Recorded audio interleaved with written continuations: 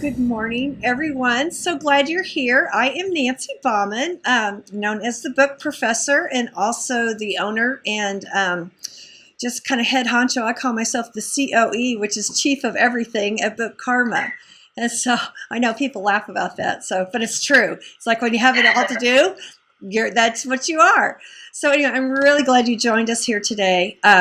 We had a lot of international signups for this, so I'm not sure what time zone you're in, but we're in the morning. I'm at 10 a.m. in St. Louis, and I know my guest Angela Bole's in California, so it's 8 a.m. her time. So anyway, glad to have you here. I just want to, if you haven't joined us before, if you're not familiar with me as a book coach or the Bookarma, I want to tell you just a little bit about that. I am a nonfiction book coach. So what I do is I help just everyday people find the courage to tell their truth, because a lot of times that's kind of hard to do, and then give you the tools to help you write a high impact nonfiction book that will either save lives, change lives, or transform society.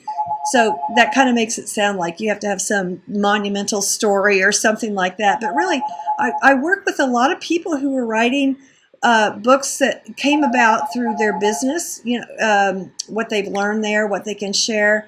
And basically, it's anybody who's wanting to write something that will really help other people either shortcut the process or get through something, or just not, be stuck where they are. So that's the kind of nonfiction book we write. And of course, you could write the best book in the world, and if nobody knew about it, it'd be a complete waste of time. So that's our big bugaboo as authors, is this discoverability, and how do you get your needle to rise to the top of the haystack. So we're going to be talking about that in a few minutes with Angela Bole, who's my guest today. She is the executive director of IBPA, which is the Independent Book Publishers Association. Did I get all that right, Angela?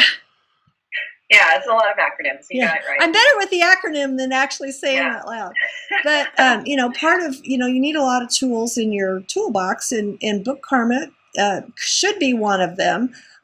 It's very easy if you saw the video. It's actually $1.99 a month. I think I ran an old video that said it was $15 a month. It used to be, but our ebook authors really had a issue, kind of jumping over that hurdle. So it's very effective and easy to use. And if you're afraid of social media, that's a good way to get started. So anyway, my guest today is Angela Bole, and she is the executive director of, like I said, the Independent Book Publishers Association. And I'm going to let you tell us a little bit about what that is, Angela. But she is such an accomplished woman. I've been very impressed with her over this numerous time. I think I met you first in October at the Frankfurt Book Fair in Germany. Yeah. And then we were in a conference together in March in Charleston, the PubSense Author Summit.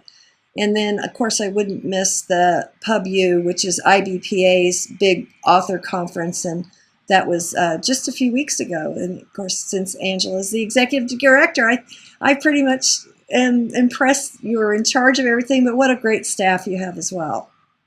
Yeah, very good.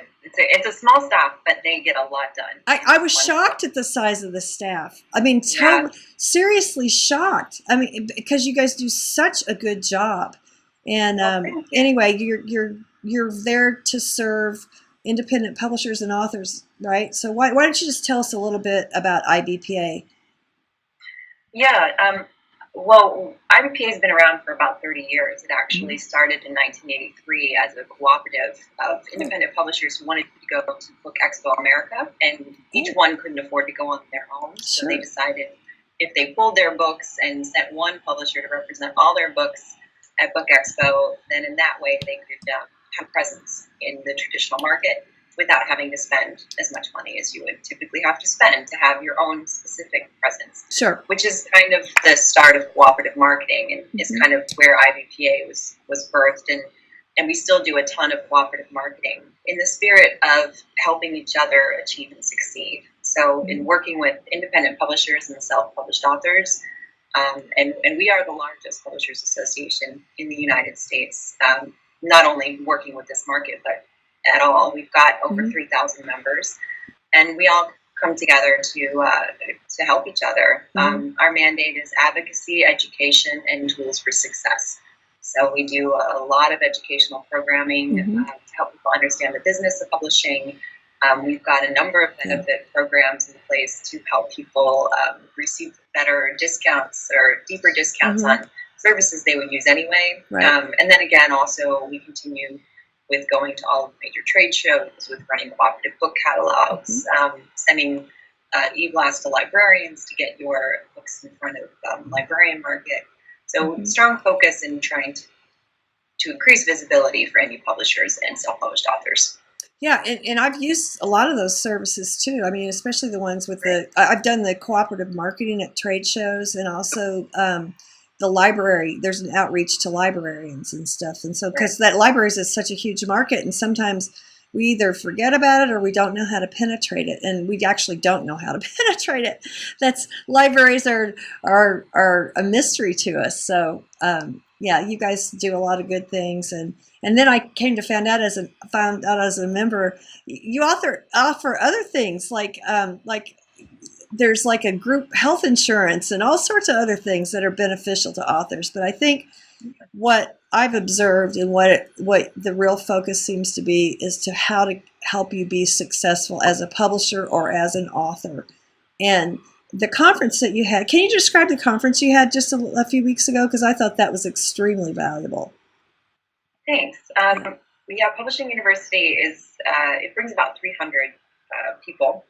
So it's a nice size, but it's still small enough where you can really get to know everybody. If you weren't super shy, you could still get to know a lot of people. And we are a publishers association, so we do focus on the business of publishing and talk a lot about how 65% of our members are self-published authors. So a huge population of IBPA do publish their own work, but we don't talk a ton about the writing process. We assume that we're going to get the right manuscript in the door and that it's going to be amazing.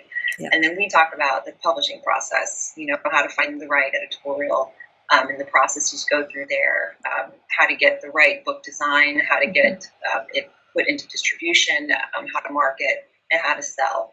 So we're on the publishing side, and Publishing University just tries to cover all of those angles in one way or another, and also bring in experts who study the industry as well, and kind of give us a little bit of education on where markets are going, what genres are selling better or worse than others, and how can we possibly build a book that's going to make money. Yeah. If, of course, one of our goals is to make money. Well, of course, yeah. We write to be always the goal, but we write to be read, but we've also made this investment that we'd like to recoup and actually expand. So, well, I like what you said about the business of publishing, because I know that the industry has changed so much, and I'm just curious, have you seen an uptick in your membership? Because the whole traditional publishing route has been sort of blown up. The model kind of got blown up, and where I kind of considered traditional publishers used to be the gatekeepers of ideas. But now, the field is wide open for others. But you can't do it by yourself. And you need, if you want to produce a professional product, you have got to get professionals involved. So I was just curious, have you seen the membership grow as far as since self-publishing has been taken off? Yeah, well, in the past couple of years, it's definitely grown. But, this market is going to follow the economic market generally. Of course. And when the economy went down, membership went down with that. People, a lot of people take on self-publishing as a side business. So if they need to start to focus on their main business, they're going to focus on their main business. Oh, I see. And the publishing side won't quite get as much. So, but in the past couple of years, there's been great growth in membership, and that's been really fun to see. And we've always had a strong self-published market. There's always been people who have been publishing their own work since, we started 30 years ago. It's just now it's easier to upload content than it ever has been. It's easier to make it available. It's not necessarily easier to get it traditionally distributed, or put on bookstore shelves. Right. But it's certainly easy to have it available to anyone, anywhere via the web. So we've seen an uptick in that for sure. Yeah. Well, when we met when we were in Charleston together, I was really impressed with the presentation that you did about metadata. And there's sort of this hidden backside of books that is you can either ignore it and I don't know, it's or you can use it to your advantage to really get the word out about your book. And so I really, really learned a lot about that. So, you said there's 42 pieces of metadata we need to pay attention to and all sorts of stuff. So can you just kind of start off and just educate us a little bit about what is the metadata and why is it important? Sure. And it does two things, I think. I mean, A, it does a lot of marketing for you, so that's a big key factor. But B, it also can legitimize you in the marketplace to a degree. Like the degree to which you understand the metadata of your book shows the professionals across the supply chain that you are in this as a business. So why don't you just tell us what metadata is? What is that? What does that term refer to? I'll just show you the book. Oh, okay. Well, it's not a metadata book, but this is really when we were back in our day before all of the computers, we would put all the metadata. Metadata is information about information. That's the definition of metadata. Information about information. So this book is a piece of information, and everything here listed is a piece of metadata. It's an element of metadata. So the title is metadata. The subtitle is metadata. The author name down here is metadata. The book description, this is one piece of metadata. The reviews, the ISBN number, the price. I don't know what else this person has on here. The publisher is listed on here. The edition number is listed on here. So we used to be able to transmit all of this metadata physically on a book for the most part. But, now we do have to send that information electronically, and there are different ways that we do that. But essentially, your metadata is just all of the different things that you say about the book. You have to say them in a structured way. And there's 42 pieces. There's 42 things that the U.S. book industry, or 32, I'll have to find the right number, things you should know about your book. And some of them are really easy to think of, like title and author, and publisher, price, and ISBN number. And some of them are less easy to think you need to know, like trim size or weight, that kind of a thing. And those like how many books in a case and that type of thing. Yeah. How many books can you get in a case? Those are the things that help your supply chain partners when they're trying to figure out, well, how many books can I get into a case if I need to ship, things like that. So, it's not a huge mysterious thing. Metadata, I think, sounds like a very complicated thing, but it really is just the information that you need to transmit to other people about your book. It's just that our industry would like that information structured in certain ways. Right. So where do we populate this metadata? Well, you're going to put it in, it's going to go to it in a lot of different places, but the best recommendation I can give first is put it in a central place for yourself, and then feed those different places with your central repository or whatever you want to call it. And I'll say most people in the self-published world do this on an Excel spreadsheet. So you'll put, across the top all the different fields that you need to populate, and then you'll keep record of that centrally. And I say that because, you want to send out the same metadata across different platforms for the most part, unless there's some reason why you think you need to change it up for a particular consumer base. Where it goes, you'll submit it to Bowker as our ISBN, to register your book with the Books in Print database. Right. You'll submit it. We're doing metadata now. We're going to publish this little book, The Language of Publishing. Okay. So I just spent time on Lightning Source trying to get this up into POD, and you have to submit all of your metadata there, and they're asking you for trim size and paper weight and all kinds of things.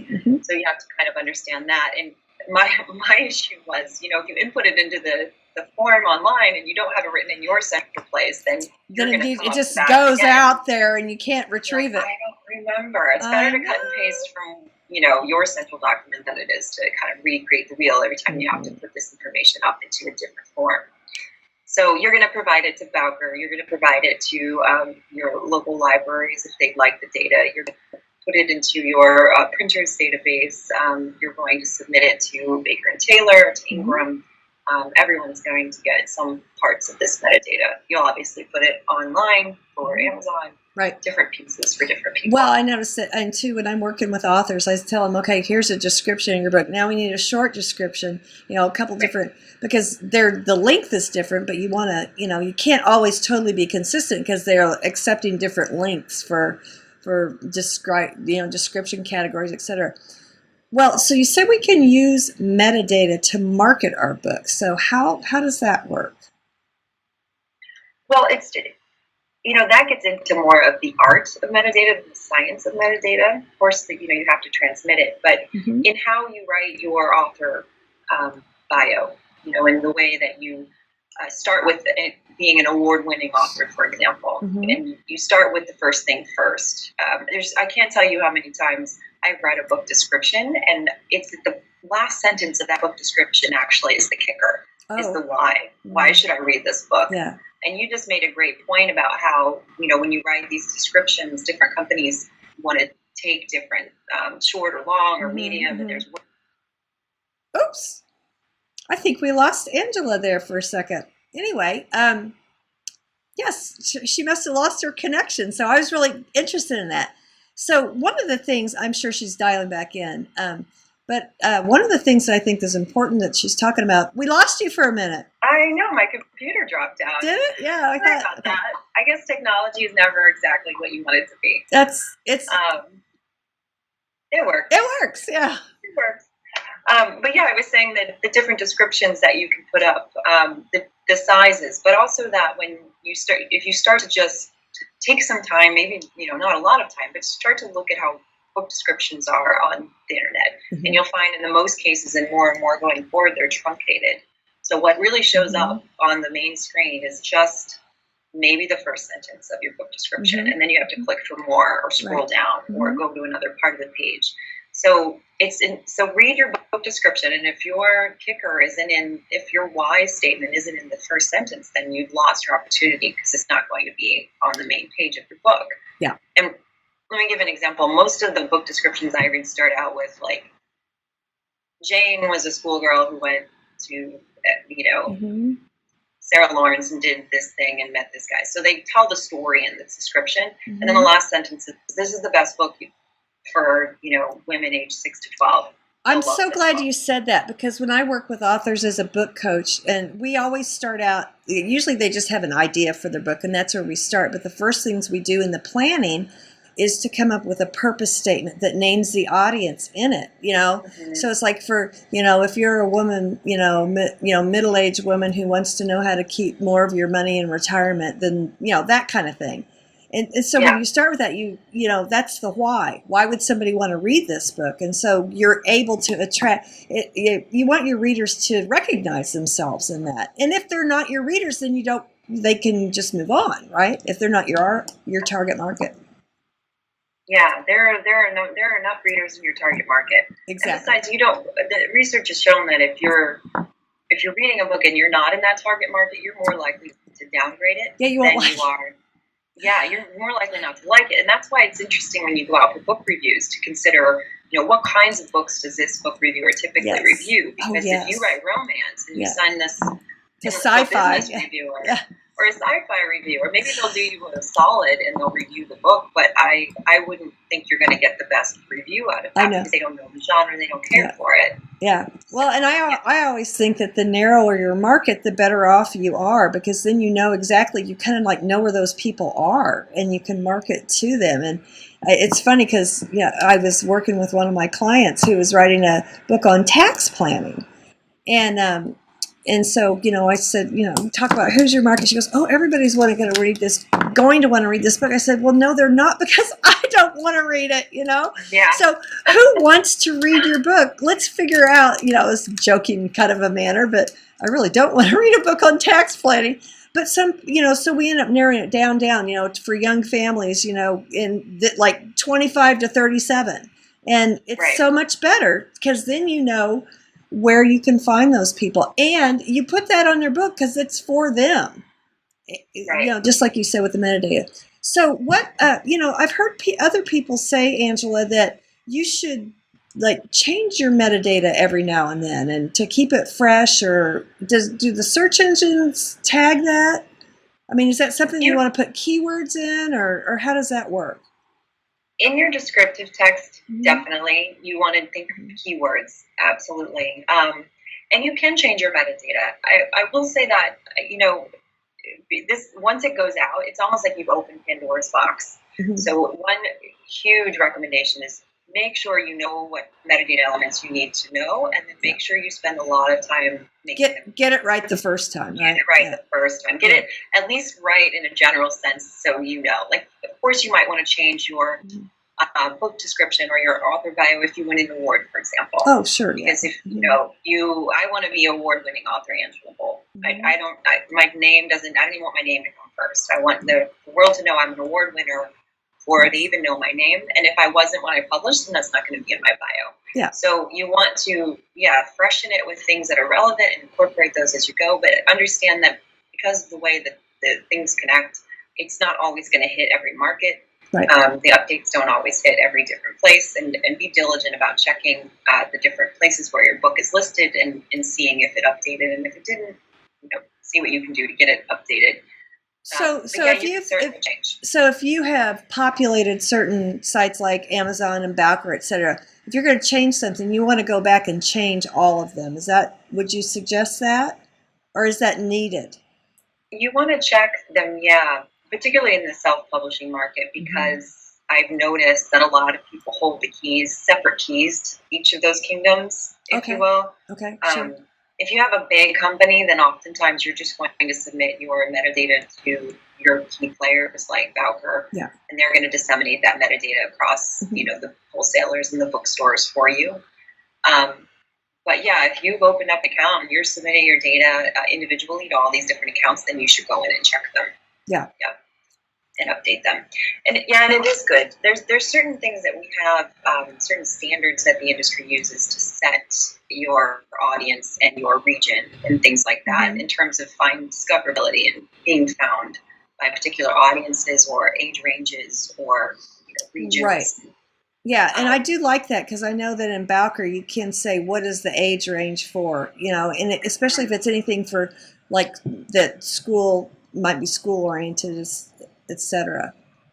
And if you have a juvenile book, it's required that you have an age range. Right. You have to designate an age range. Otherwise, a lot of systems will kick it out and say you've not completed. Right. They don't know they don't know who it's for then. So, so what else do we need to know about metadata? What's important to know and not miss? Well, I think we talked about needing to make sure that it's very good at the onset. So there's a document from the Book Industry Study Group that is metadata best practices, and if you download that document from their website, you'll get a list of the 32 or 42 best practice elements. And who is that things from? You need to know. It's from the Book Industry Study Group, bisg.org online. BISG? BISG.org. And that's a basic level to start with. So now you know what the 32 or 42 pieces of information you need to know. The next thing is to make sure you get it right the first time. So have an answer to every single one of those elements, even if the answer is not applicable. So if you don't have an edition number, that's cool. But, you have to know that you don't have one. Yeah. You can't just not know that you needed to input one, if that makes sense. And this is where the spreadsheet would come in handy. Yeah. So it sounds like it would be a good idea to get this document from BISG and build your spreadsheet that way, and just have it handy, so that I love the copy paste, feature. You want to copy paste. That's good. And not every not every portal you're going to be inputting information to is going to ask you for all of these pieces of information. I'll have to say that too. Not everybody's working with these, but as a national standard anyway, if you have this information, if you know these 42 things, then you'll be able to cover all your bases. Yeah. So start there. Start at the beginning. Make sure you know all of that information and have it available to you in your central repository. And then I always say, think about things in as finite a capacity as you can. So know what your title is, and it should be differentiated from your subtitle, which should be differentiated from your edition number and from your volume number. These are 4 different pieces. You should know what your original title is versus your reprint title if you changed it, and you should keep all of that very clean. A lot of people will have an intern do their metadata for them, and I think you don't want to get bogged in those details all the time, but it's hard. This is maybe something that's good to pay attention to yourself. Yeah, or at least teach the metadata the intern the importance of what they're doing. Yeah, like, you haven't just given them the slush pile to move through. I know. I got to tell you what. There's so many things I just want to hand off, and you just can't. You can't give it all away. That's for sure. Yeah, at least not the foundation, setting up the initial run here. So, think about things as finite as you can, and then start to send it out. And you can change it. I would just say it's harder to change it than to get it right the first time. To get it right the first time. So, let me ask you a question, because I know, like in the self-publishing market, there's so many people aren't totally aware of this. There's just so much to learn. There's so much to this industry.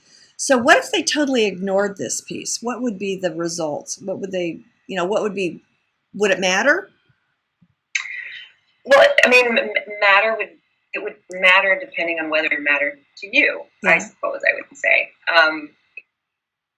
It would matter in terms of your legitimacy in the market.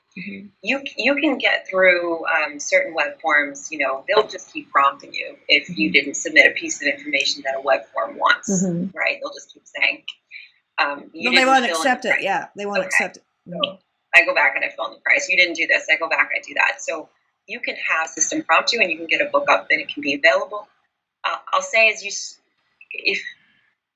I'll go back one step. You have to think about what your goals are. And at IBPA, we've started to think about indie publishers or self-publishers in like 4 brackets. There's a hobbyist bracket, and in the hobbyist bracket, this might not be that interesting to you. You just want to put your work out there, and you want it to be available. So you do so. Then you can be an aspirational publisher, where your mind might start to think, I want to begin to engage with the ethics and the professionalism in this business, and I want to start to understand what that is. I don't know yet, but I'm interested in knowing. So you start to research and understand what metadata is, and then you could move into being an entrepreneurial publisher where you are doing this, and then you can become established. If you don't get your metadata right in your entrepreneurial phase as you're moving into established, it'll be very difficult to get distribution. Okay. Because the distribution partners are going to be looking for clean metadata, and the fact that you understand what this means, that you're playing in their playground, if you will, and that you care about the standards that our industry is working on. So if you don't get it right, does it matter? Not if you are in the hobbyist phase, and that's where you want to be, and that's your aspirations for your book are really just to get it out into the market in a general sense, direct to consumer sales, or just direct to consumer no sales, just giving it away. A lot of people are just putting it up for free. That you can do that. Just fill in a web form of information about your book.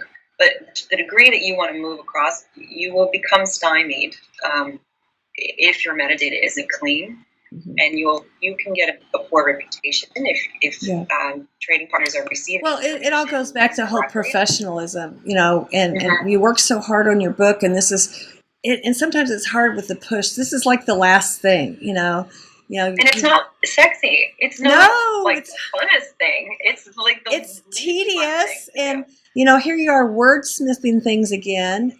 How do I want to present this, and how do I want it to appear? But it is. It's a lot of times my clients will ask me, so what's the most important part about my book? And I said, it's the thing you're working on right then. You have to pay attention to all the details and work through them all, because at the time that is the most important thing. So Angela, you seem to love this data stuff. What's your fascination with these numbers and the drilling down stuff? I do. I have always really kind of drawn to that. It creates efficiencies. I love efficiencies. I like to be able to say I did something right. That's me. Like, I want to understand all of the pieces of something, and I want to engage with every one of them, and I want them to be in the place that they need to be in. And one thing metadata does, and I learned this from my work at Book Industry Study Group, is you publisher are one seat. You take up one part of this industry or one perspective in it, but this is a vast and broad supply chain, and there are lots of players involved in getting a book to market, particularly in the traditional sense. Sure. I'm not talking about if you just want to upload it to Amazon and have it available on Amazon. There might be one person involved, and that's you hitting your keyboard key to publish. But if you start to engage in publishing as a business and as an industry, it's vast, and metadata is this glue that kind of follows your book into all of these different places, and all of these different players get a piece of that. And if you get it right and it comes out from your place correctly, then it's hitting all of these different people in all of these different places correctly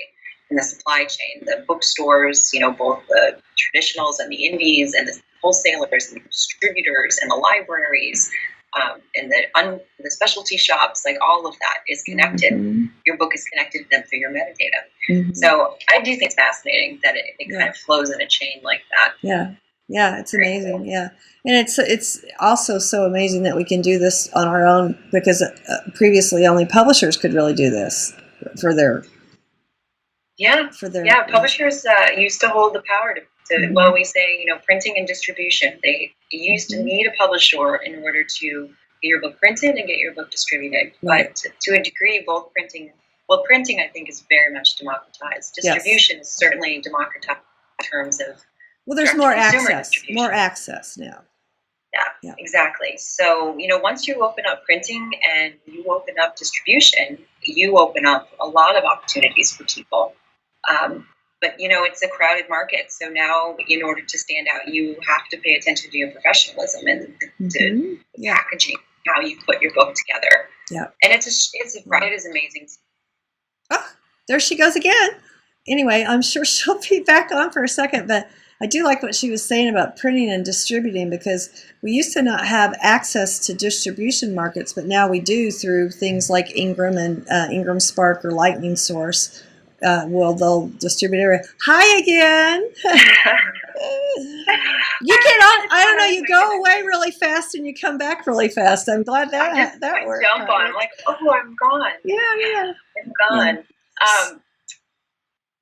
So I was going to ask you, just kind of wrapping up the metadata, I think that the good next step would be to go to the bisg.org and find that best practices and just kind of get some guidance on that.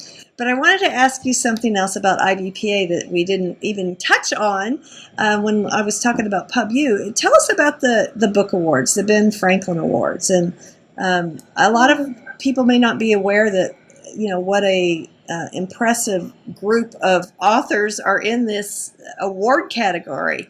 Tell us more about that, because we had the award presentations were at PubU. Yeah, and Ben Franklin's have been around for about 27 years now. The Ben Franklin Award.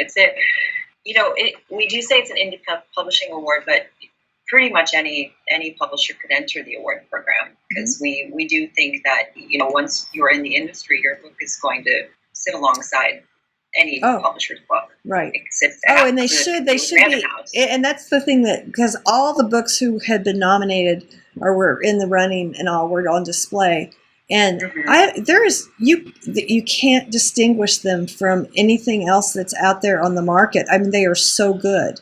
They're beautiful. They're so good. They are so good, and it's just made me kind proud. Of like my heart. Like, I love seeing those books in, and we get what we get this year, over 1,400 entries, and they all come into the office here, and we process them. So we get to see every book that comes through, and we've got 55 categories, I think, to reflect the diversity in indie publishing and the different niches that indie publishing works in, and it's great. They are very good. I mean, the quality has come a substantial distance in 27 years. I haven't been a part of it the whole time, but I do ask a lot of people, how things change.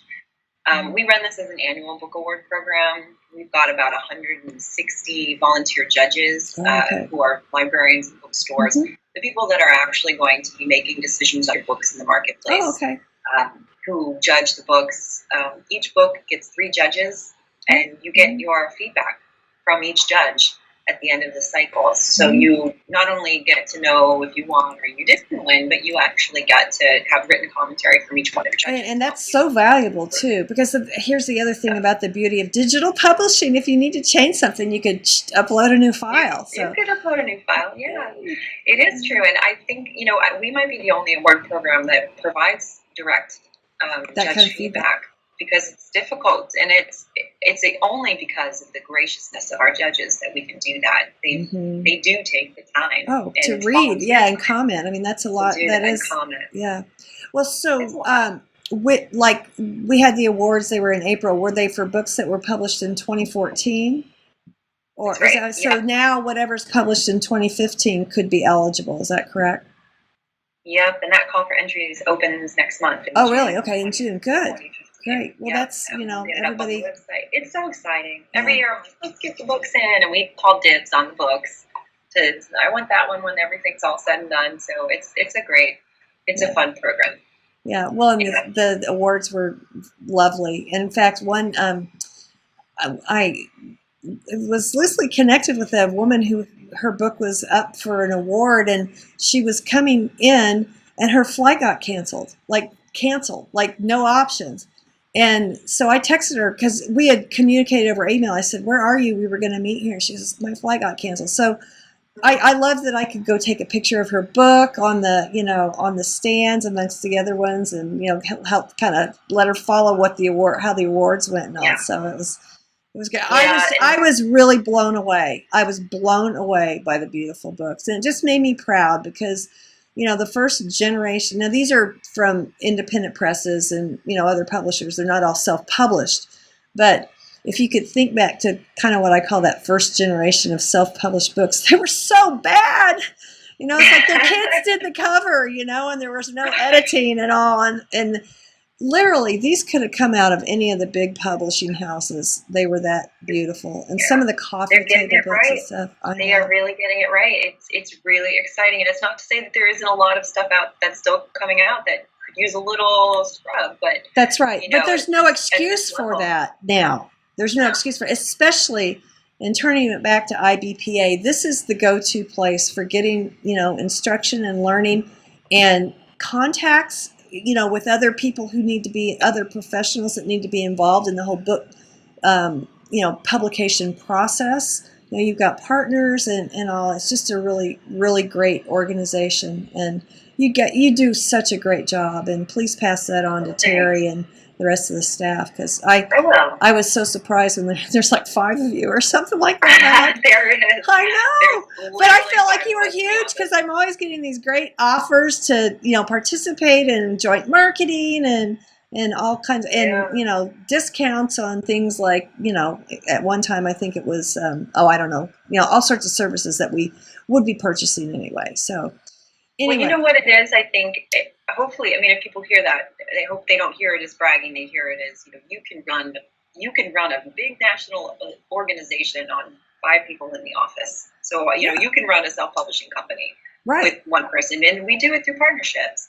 Indie publishing is a misnomer in that you're never independent. And we're not independent here either. We have contractors we work with and partnerships that we broker and volunteers that help us. And that's, I think, a little bit in the spirit of indie publishing, where you've got to be really scrappy, you got to know all ends of your business. Yeah. And you have to find the right partners, like Bookarma. You have to find the right partners to help you. Well, and that's the other thing that I love about, there's a lot of ways to get rooked in publishing. And when you have, there are partners with IBPA, they're vetted. They're going to be reputable and they're going to be fair price. Now, you have to be prepared to invest. You pay people for the services that they provide, but you could also pay people and not get what you thought you were going to get, if you don't have, good recommendations. And so I always have appreciated that about the organization as well. Yeah. Our vendor benefits are vetted. Just to make a clarity point, our vendor benefits are vetted. We obviously have advertising programs and such where vendors can advertise in our directories and magazines. We don't pull advertising based on vetting the vendor, but certainly our member benefits. If we're going to pull somebody into a member benefits program and recommend them to our members, we went through a process of making sure that company makes sense I was just Yep. typing in the web address. It's ibpa-online.org. Is that right, Angela? So Yep. for anybody who wants to click over, and if you're not a member, it's it just is really plus I haven't even mentioned the awesome magazine you put out once a month. Yeah. I really love that. I picture, now that I know you, I picture you writing those articles in the beginning, and they're always just really well targeted and very relevant to what's going on now. And I've actually saved several years worth of those magazines. So wow. Hats off to you guys. It's fun. The magazine is great, and that's all with the contracted out too. So, we have Judith Applebaum from Sensible Solutions, our editor on that, and she does a great job, and some great reporters, and the Carlson and Deb Denise. Yep. So it's a fun project. I like it too. Yeah.